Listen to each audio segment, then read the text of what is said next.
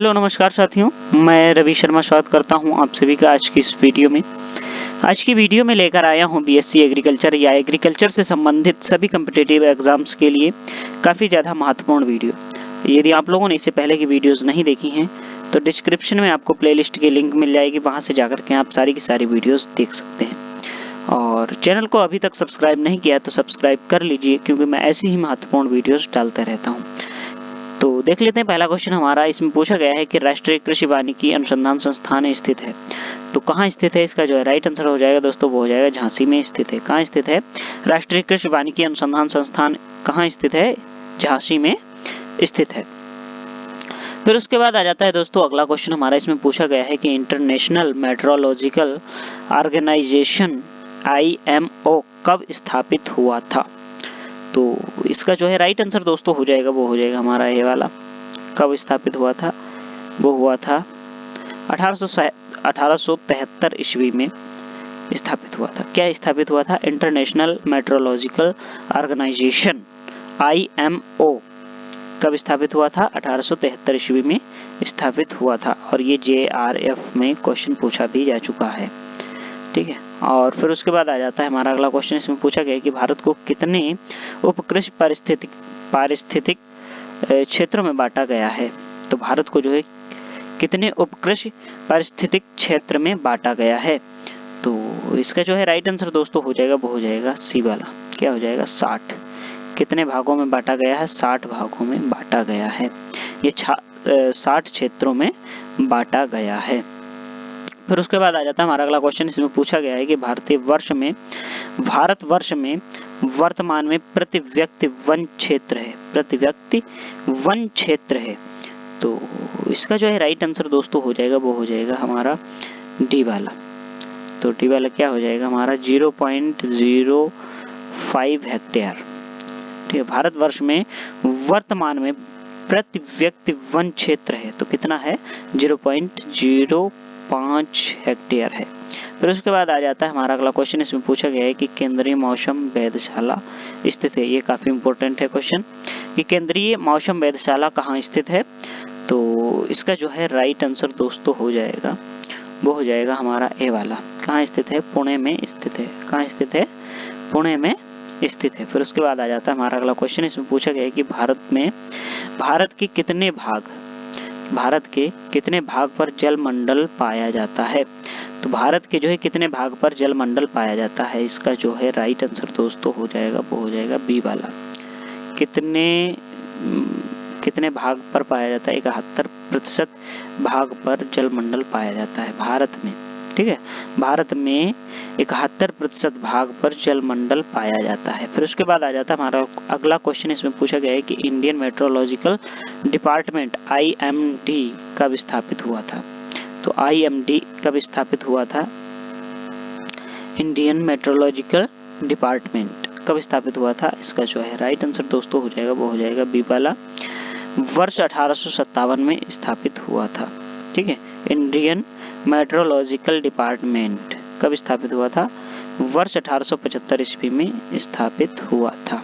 फिर उसके बाद आ जाता है हमारा अगला क्वेश्चन। इसमें पूछा गया है कि अमेरिकन सोसाइटी ऑफ एग्रोनॉमी की स्थापना हुई थी। कब हुई थी? इसका जो है राइट आंसर दोस्तों हो जाएगा, वो हो जाएगा हमारा सी वाला हो जाएगा। कौन सा हो जाएगा? वर्ष 1988 ईस्वी में। वर्ष 1988 ईस्वी में अमेरिकन सोसाइटी ऑफ एग्रोनॉमी की स्थापना हुई थी। फिर उसके बाद आ जाता है हमारा अगला क्वेश्चन। इसमें पूछा गया है कि भारत में इंडियन सोसाइटी ऑफ एग्रोनॉमी की स्थापना की गई थी। तो कब करी गई थी भारत में इंडियन सोसाइटी ऑफ एग्रोनॉमी की स्थापना? इसका जो है राइट आंसर दोस्तों हो जाएगा, वो हो जाएगा हमारा सी वाला। ठीक है, कब हो जाएगा? 1955 में की गई थी। वर्ष 1955 ईस्वी में भारत में इंडियन सोसाइटी ऑफ एग्रोनॉमी की स्थापना की गई थी, और ये JRF में 2012 में पूछा जा चुका है। फिर उसके बाद आ जाता है हमारा अगला क्वेश्चन। इसमें पूछा गया है कि ऐसी फसल कौन सी है जिसे कम से कम 8 घंटे प्रकाश आवश्यकता होती है? ऐसी कौन सी फसल है जिसे कम से कम 8 घंटे प्रकाश की आवश्यकता होती है? इसका जो है राइट आंसर दोस्तों हो जाएगा, वो हो जाएगा हमारा डी वाला।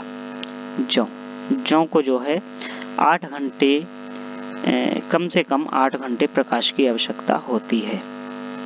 फिर उसके बाद आ जाता है हमारा अगला क्वेश्चन, इसमें पूछा गया है कि फलों वाली फसलें हैं, तो फलों वाली फसलें कौन सी हो जाएंगी? इसका जो है राइट आंसर दोस्तों हो जाएगा वो हो जाएगा हमारा डी वाला। ठीक है, खरबूजा, खीरा और तरबूज ये सब क्या है? फल वाली फसलें हैं। ठीक है, ये सभी राइट हो जाएगा। फिर उसके बाद आ जाता है हमारा अगला क्वेश्चन, इसमें पूछा गया है कि देश की योजना आयोग या आयोग ने कितने जलवायु क्षेत्रों में बांटा है?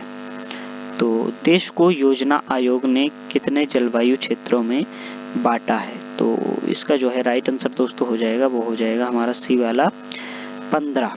ठीक है, कितने भागों में बांटा है? 15 भागों में बांटा है।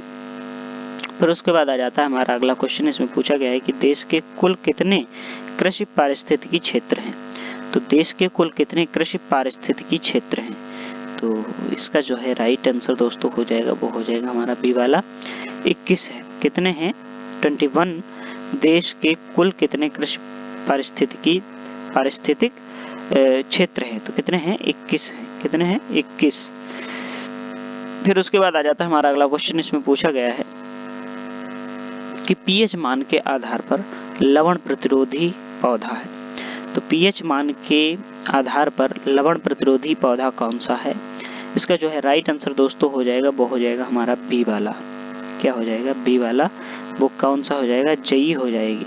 क्या हो जाएगी? जई हो जाएगी। पीएच मान के आधार पर लवण प्रतिरोधी पौधा कौन सा है? जई है। फिर उसके बाद आ जाता है अगला प्रश्न, इसमें पूछा गया है कि राष्ट्रीय कृषि वानिकी अनुसंधान संस्थान स्थित है। ये भी काफी इंपॉर्टेंट है क्वेश्चन कि राष्ट्रीय कृषि वानिकी अनुसंधान संस्थान कहाँ स्थित है? तो इसका जो है राइट आंसर दोस्तों हो जाएगा वो हो जाएगा, कहाँ स्थित है? झांसी में स्थित है। राष्ट्रीय कृषि वानिकी अनुसंधान संस्थान कहाँ स्थित है? झांसी में स्थित है। फिर उसके बाद आ जाता है अगला क्वेश्चन, इसमें पूछा गया है कि सस्य विज्ञान क्या है? सस्य विज्ञान क्या है? तो इसका जो है राइट आंसर दोस्तों हो जाएगा वो हो जाएगा हमारा सी वाला। ए और बी दोनों, एक विज्ञान भी है और दूसरा एक कला भी है। कला और विज्ञान दोनों ही क्या है? सस्य विज्ञान है। फिर उसके बाद आ जाता है कि सस्य विज्ञान के पिता हैं। तो सस्य विज्ञान के पिता तो आप सभी को ही पता होगा कौन है? पिट्रो डे क्रेसेंजी हैं। कौन है? पिट्रो डे क्रेसेंजी हैं। फिर उसके बाद आ जाता है हमारा अगला क्वेश्चन, इसमें पूछा गया है कि राष्ट्रीय कृषि आयोग का गठन कब हुआ था? तो राष्ट्रीय कृषि आयोग का गठन कब हुआ था? इसका जो है राइट आंसर दोस्तों हो जाएगा वो हो जाएगा हमारा ए वाला, सन 1971 ईस्वी में। ठीक है, वर्ष 1971 में। कब हुआ था? वर्ष 1971 में राष्ट्रीय कृषि आयोग का गठन हुआ था। फिर उसके बाद आ जाता है हमारा अगला क्वेश्चन, इसमें पूछा गया है कि ICAR की स्थापना हुई थी। ICAR की स्थापना कब हुई थी? इसका जो है राइट आंसर दोस्तों हो जाएगा वो हो जाएगा हमारा सी वाला। ठीक है, वर्ष 1929 में जो है ICAR की स्थापना हुई थी। फिर उसके बाद आ जाता है हमारा अगला क्वेश्चन, इसमें पूछा गया है कि भारत की मुख्य खाद्य फसल है। तो भारत की मुख्य खाद्य फसल कौन सी है? इसका जो है राइट आंसर दोस्तों हो जाएगा वो हो जाएगा हमारा धान। धान जो है क्या है? भारत की मुख्य खाद्य फसल है। फिर उसके बाद आ जाता है हमारा अगला क्वेश्चन, इसमें पूछा गया है कि भारत में रबर का उत्पादन सबसे अधिक होता है। तो कब होता है? इसका जो है राइट आंसर दोस्तों हो जाएगा वो हो जाएगा, सॉरी दोस्तों, कहाँ होता है? तो कहाँ होता है? केरल में होता है। भारत में रबर का उत्पादन सबसे अधिक कहाँ होता है? केरल में होता है रबर का सबसे ज्यादा उत्पादन। फिर उसके बाद आ जाता है हमारा अगला क्वेश्चन, इसमें पूछा गया है कि उत्पादन की दृष्टि से भारत में चाय पैदा करने वाला प्रथम राज्य कौन सा है? तो इसका जो है राइट आंसर दोस्तों हो जाएगा वो हो जाएगा हमारा ए वाला। ठीक है, असम। क्या है? असम है। उत्पादन की दृष्टि से भारत में चाय पैदा करने वाला प्रथम राज्य है, कौन सा है?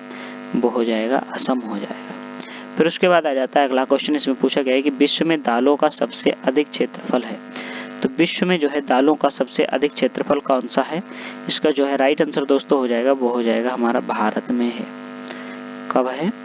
भारत में है। विश्व में दालों का सबसे अधिक क्षेत्रफल कौन सा है? भारत में है। फिर उसके बाद आ जाता है हमारा अगला क्वेश्चन, इसमें पूछा गया है कि विश्व में तंबाकू उत्पादन की दृष्टि से भारत का कौन सा स्थान है?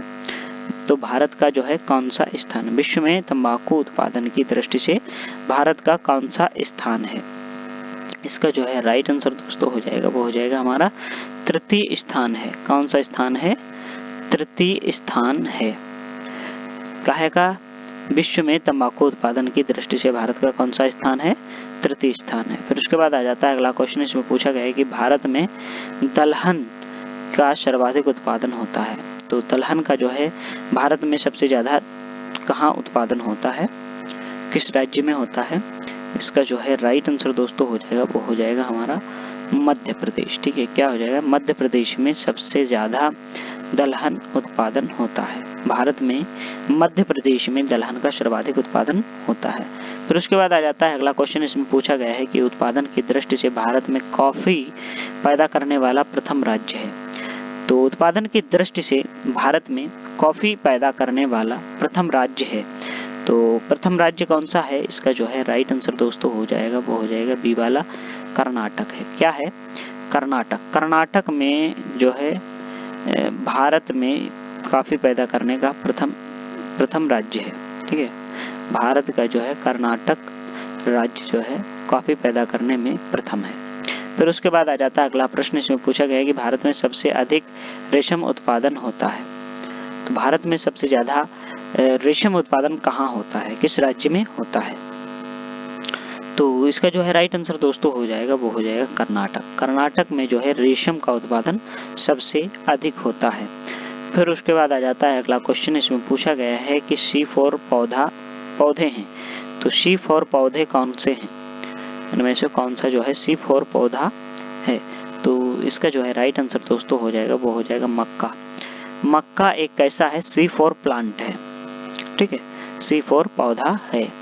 फिर उसके बाद आ जाता है अगला प्रश्न हमारा, इसमें पूछा गया है कि बिना मृदा के पौधों की खेती को कहते हैं। बिना मृदा के पौधों की खेती को क्या कहते हैं? तो इसका जो है राइट आंसर दोस्तों हो जाएगा, वो हो जाएगा ए वाला हमारा, क्या कहा जाता है? हाइड्रोपोनिक्स कहा जाता है। क्या कहा जाता है? हाइड्रोपोनिक्स कहा जाता है बिना मृदा के पौधों की खेती को, हाइड्रोपोनिक्स। फिर उसके बाद आ जाता है अगला क्वेश्चन हमारा, इसमें पूछा गया है कि पौधों की वृद्धि का मापक है। पौधों की वृद्धि का मापक है। तो पौधों की वृद्धि का मापक कौन सा है? इसका जो है राइट आंसर दोस्तों हो जाएगा, वो हो जाएगा हमारा ए वाला, क्या हो जाएगा? केस्कोग्राफ हो जाएगा। क्या हो जाएगा? केस्कोग्राफ हो जाएगा। फिर उसके बाद आ जाता है अगला क्वेश्चन हमारा कि राष्ट्रीय बीज निगम की स्थापना की गई। राष्ट्रीय बीज निगम की स्थापना कब करी गई? इसका जो है राइट आंसर दोस्तों हो जाएगा, वो हो जाएगा ए वाला। ठीक है, वर्ष 1963 में राष्ट्रीय बीज निगम की स्थापना की गई थी। फिर उसके बाद आ जाता है C3 पौधा है। C3 प्लांट कौन सा है इनमें से? तो इसका जो है राइट आंसर दोस्तों हो जाएगा, वो हो जाएगा ए वाला, गेहूं। गेहूं एक कैसा पौधा है? C3 प्लांट है। फिर उसके बाद आ जाता है अगला क्वेश्चन हमारा, इसमें पूछा गया है कि निम्नलिखित में से कौन सी फसल कंपोसिटी कुल की है। तो इसमें से जो है कौन सी ऐसी फसल है जो कंपोसिटी कुल की है? तो इसका जो है राइट आंसर दोस्तों हो जाएगा, वो हो जाएगा हमारा सी वाला हो जाएगा। क्या हो जाएगा? सूरजमुखी। सूरजमुखी जो है एक ऐसी फसल है, एक कंपोसिटी कुल की फसल है। ठीक है, फिर उसके बाद आ जाता है अगला हमारा पॉइंट, अगला क्वेश्चन हमारा आ जाता है, इसमें पूछा गया है कि सोयाबीन उदाहरण है। तो सोयाबीन जो है किसका उदाहरण है? धान्य फसल का, ये चारे वाली फसल का, ये छोटे अनाज का, या दलहनी फसल का? तो इसका जो है राइट आंसर दोस्तों हो जाएगा, वो हो जाएगा हमारा डी वाला, किसका हो जाएगा? दलहनी फसल का जो है उदाहरण है सोयाबीन। तो आप सभी को ये वीडियो कैसा लगा है कमेंट बॉक्स में जरूर बताइए, और मिलते हैं किसी नेक्स्ट वीडियो में। तब तक के लिए जय हिंद, जय भारत, राम राम।